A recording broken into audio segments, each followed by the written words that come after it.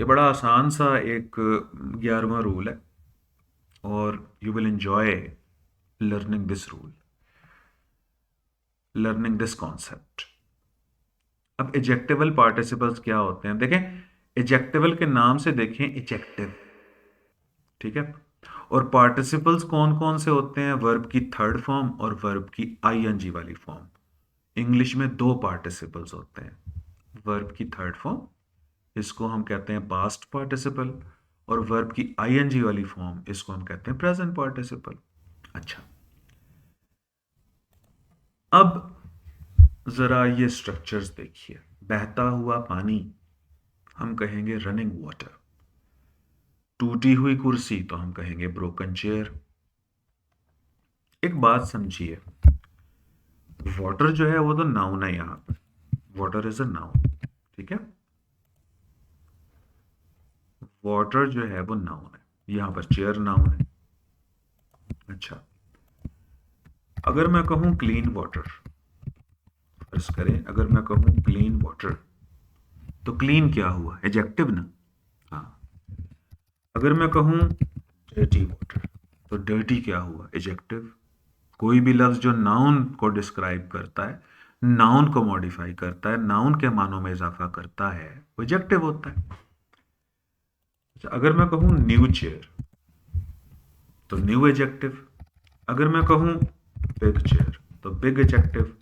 अगर मैं कहूं स्मॉल चेयर, तो स्मॉल एडजेक्टिव। तो हुजूर, अगर डर्टी वाटर में डर्टी एडजेक्टिव है और स्मॉल चेयर में स्मॉल एडजेक्टिव है, तो रनिंग वाटर में रनिंग भी एडजेक्टिव है। तो टूटी हुई कुर्सी जब हम कहते हैं ब्रोकन चेयर, तो ब्रोकन चेयर में ब्रोकन भी एडजेक्टिव है। तो जब वर्ब की थर्ड फॉर्म और वर्ब की आईएनजी वाली फॉर्म नाउन के साथ जुड़ के आती है, तो एडजेक्टिव कहलाती है। और कौन सा एडजेक्टिव कहलाती है? यह स्पेसिफिक टाइप का एडजेक्टिव है, एडजेक्टिवल पार्टिसिपल, ठीक है। कई मिसालें आप रोजमर्रा बोलते हो, ये कोई नई बात मैं आपको बता नहीं रहा, ठीक है। जैसे आप कहते हो, जैसे आप कहते हो स्माइलिंग फेस, तो स्माइलिंग यहां पर एडजेक्टिव है, एडजेक्टिवल पार्टिसिपल है। जब बिग फेस में बिग एडजेक्टिव है, जब स्मॉल फेस में स्मॉल एडजेक्टिव है, जब ब्यूटीफुल फेस में ब्यूटीफुल एडजेक्टिव है, तो स्माइलिंग फेस में स्माइलिंग भी एडजेक्टिव है, ठीक है। अच्छा,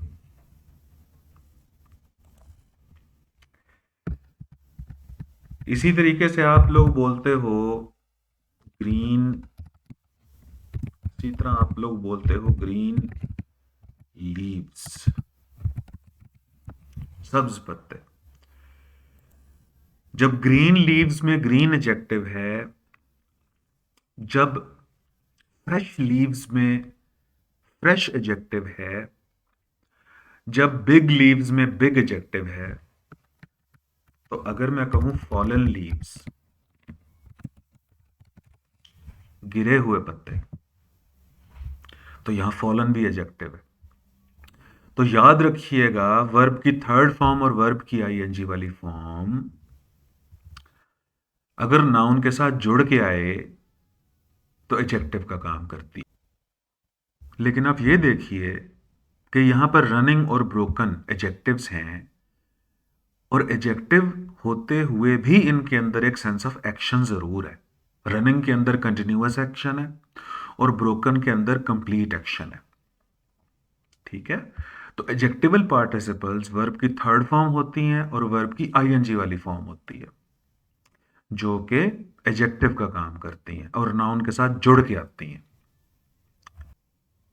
एक दफा फिर देखें, ये जो CSS 2023 का पेपर है, इसमें जो क्वेश्चन आया था ट्रांसलेशन का, आप देखें। बुजुर्ग ने बताया कि जंगल के पार एक पहाड़ है जहां वो फूल खिलता है जिसकी खुशबू से आंखों की खोई हुई रोशनी लौट आती है। आप देखिए, खोई हुई रोशनी, तो रोशनी हो गया यहां पर आईसाइट, आंखों की रोशनी की बात हो रही है ना, तो लाइट तो हम कहेंगे नहीं, आईसाइट। अब आईसाइट हो गया यहां पर नाउन, और लॉस्ट यहां पर वर्ब की थर्ड फॉर्म है जो एडजेक्टिव का रोल प्ले कर रही है, तो लॉस्ट आईसाइट। और सेंटेंस देखिए, ये 2024 का पेपर है। इसराइली फौजें आज के दिन तक निहत्थे और बेगुनाह मासूम फलस्तीनियों के खून से होली खेल रही हैं, और गजा का इलाका गुज़िश्ता 2.5 माह से जारी जंग में मुकम्मल तौर पर तबाह हो चुका है। तो वॉर हो गया यहां पर नाउन, और जारी ऑन गोइंग, तो ये भी एडजेक्टिवल पार्टिसिपल का यूज है। ठीक है, तो ये था हमारा पॉइंट नंबर 11 जिसमें हमने एडजेक्टिवल पार्टिसिपल्स का जिक्र किया। अब ये लास्ट हमारा पॉइंट है, पॉइंट नंबर 12 ट्रांसलेशन का, पार्टिसिपल फ्रेजेस का। और इस 12वें पॉइंट के बाद हम फिर वो कंटिन्यूअस पैराग्राफ करना शुरू करेंगे, उसके ट्रिक्स बताऊंगा आपको। अब पार्टिसिपल फ्रेजेस क्या हैं? सबसे पहले तो आप पार्टिसिपल्स देखिए ना, ये क्या है। देखें वर्ब की आप कैसे फॉर्म्स बनाते हैं, ब्रेक, ब्रोक, ब्रोकन और ब्रेकिंग, यूं ही बनाते हैं ना।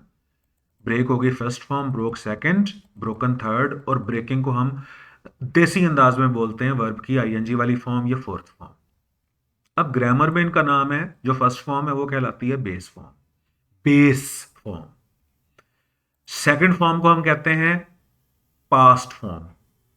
थर्ड फॉर्म को हम बोलते हैं पास्ट पार्टिसिपल, और आईएनजी वाली फॉर्म को हम बोलते हैं प्रेजेंट पार्टिसिपल, क्योंकि ये प्रेजेंट फॉर्म से बनती है।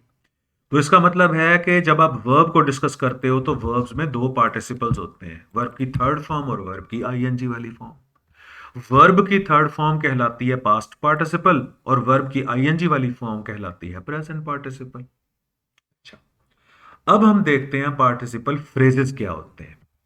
उर्दू में सेंटेंस पढ़िए। शेर को देखते ही शिकारी भाग निकला। Seeing the line, comma, the Hunter ran away. अब जो मेन क्लॉज है इसके अंदर वो है द हंटर रैन अवे, और सीइंग द लाइन ये है पार्टिसिपल फ्रेज। फ्रेज है ये, it is not a complete sentence, it is a part of a sentence. ये फिक्रे का एक टुकड़ा है, और ये जो फिक्रे का टुकड़ा है, या जो जुमले का टुकड़ा है, ये वर्ब की आईएनजी वाली फॉर्म से स्टार्ट हो रहा है, seeing the line. Seeing the line शुरू में भी आ सकता है, सीइंग द लाइन एंड में भी आ सकता है। देखें सेंटेंस नंबर 2 को, the Hunter ran away seeing the line. और ये जो पार्टिसिपल फ्रेज है, ये आपके मेन क्लॉज को तोड़ के, स्प्लिट करके उसके बीच में भी आ सकता है। जैसे the Hunter comma, seeing the line comma, ran away. जज ने असलियत जानते हुए मुलजिम को रिहा कर दिया। इसमें जो आपका मेन सेंटेंस है वो है जज ने मुलजिम को रिहा कर दिया। असलियत जानते हुए, ये है आपका पार्टिसिपल फ्रेज। अब आप देखेंगे इसको, आप शुरू में भी लिख सकते हैं knowing the reality comma, knowing the reality. अब देखें प्रेजेंट पार्टिसिपल से ये फ्रेज स्टार्ट हुआ है, knowing the reality comma, the जज फ्रीड द कल्प्रिट। इसको यूं भी लिख सकते हैं द जज फ्रीड द कल्प्रिट, यानी मेन क्लॉज पहले, नोइंग द रियलिटी, और ये आखिर में आ गया पार्टिसिपल फ्रेज। और ये स्प्लिट करके भी आया, द जज comma, knowing the reality comma, freed the culprit. अब मैं आपको एक और मिसाल देता हूं, ये देखें। अब यहां पर पास्ट पार्टिसिपल से फ्रेज स्टार्ट हो रहा है, और ये भी पार्टिसिपल फ्रेज है, यानी कि आपका फ्रेज वर्ब की थर्ड फॉर्म से स्टार्ट हो रहा है। कमरे में बंद बच्चा मदद के लिए चीखा। Locked in the room, the child cried for help. Main आपका क्लॉज है the child cried for help, ये मेन क्लॉज है। लॉक्ड इन द रूम ये पार्टिसिपल फ्रेज है। तो पार्टिसिपल फ्रेजेस वर्ब की आईएनजी वाली फॉर्म से भी स्टार्ट होते हैं, जैसे कि सीइंग द लाइन। फ्रेज है ना, ये पूरा फिक्रा तो है नहीं। फ्रेज का मतलब होता है टुकड़ा, किसी सेंटेंस का पीस। अब फ्रेज की डेफिनेशन इन डेप्थ में मैं नहीं जाऊंगा, वो मेरे लेक्चर्स मौजूद हैं जिसमें क्लॉज और फ्रेज का डिफरेंस बताया गया है। वो बड़े डिटेल्ड किस्म के लेक्चर्स हैं, वो आप सुन लीजिएगा। सेंटेंस स्ट्रक्चर के नाम से वो लेक्चर्स हैं, तो उसमें क्लॉज और फ्रेज की डेफिनेशन देख लीजिएगा आप, उसकी एक्सप्लेनेशन भी देखिए। ये भी पार्टिसिपल फ्रेज है। लॉक्ड इन द रूम, ये भी पार्टिसिपल फ्रेज है और वर्ब की थर्ड फॉर्म से स्टार्ट हो रहा है। Locked in the room, the child cried for help. दूसरा सेंटेंस देखिए, एम्बुलेंस जंग में जख्म खुर्दा सिपाहियों को अस्पताल ले गई। मेन सेंटेंस है आपका, एम्बुलेंस सिपाहियों को अस्पताल ले गई। जंग में जख्म खुर्दा, ये है आपका पार्टिसिपल फ्रेज।